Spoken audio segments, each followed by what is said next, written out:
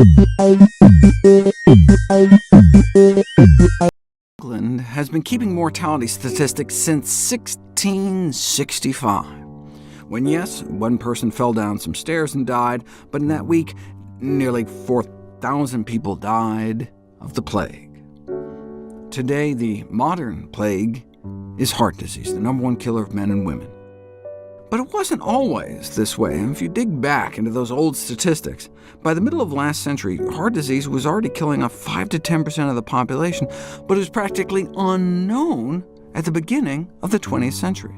Check out the natural history of coronary heart disease just in the 1920s and 30s, skyrocketing tenfold in men and the same in women. What was going on? A clue could be found if you split people up by socioeconomic class. You can tell this is a paper written about 1950 because it's split into males and wives.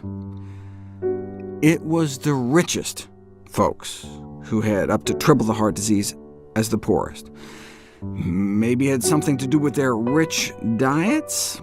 You don't know until you put it to the test, and in doing so, discover the natural cure of coronary heart disease, discovered decades ago by Pritikin, a plant-based diet and lifestyle program, followed by Dr. Dean Ornish, and then Esselstyn at the Cleveland Clinic.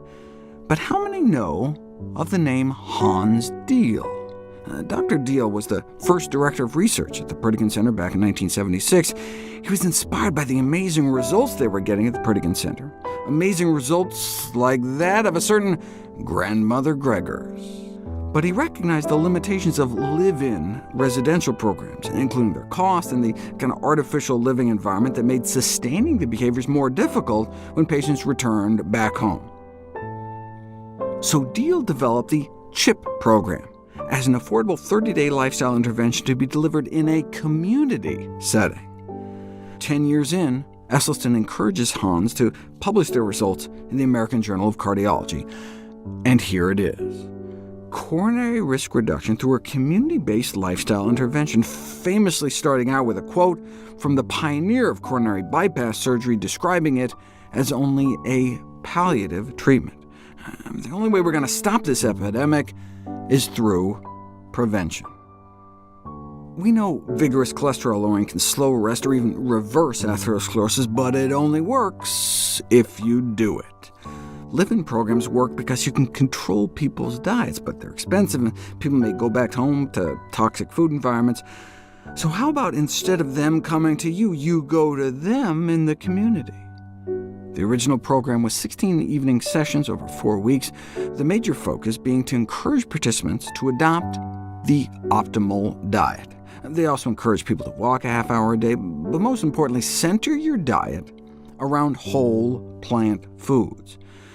Now, that was the optimal, whole food, plant-based, but the program isn't dogmatic, just encouraging people to move along the spectrum towards incorporating more whole, healthy plant foods into their diets. They didn't provide meals, just advice and encouragement, and 4 weeks later got an average weight loss of about 6 pounds. Blood pressures went down about 6 points, and their LDL bad cholesterol down between 16 and 32 points, and fasting blood sugars dropped as well.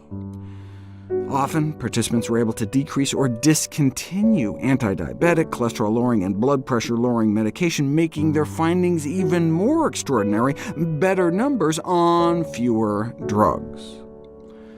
Live-in programs like Pritikin and McDougall are great in that you can optimize the clinical benefits, but they can cost thousands of dollars in addition to missing work, whereas CHIP is cheap, and they're living at home, so it's not like they've been spoon-fed some perfect diet for a few weeks at some spa and then go back to their cupboards of cookies.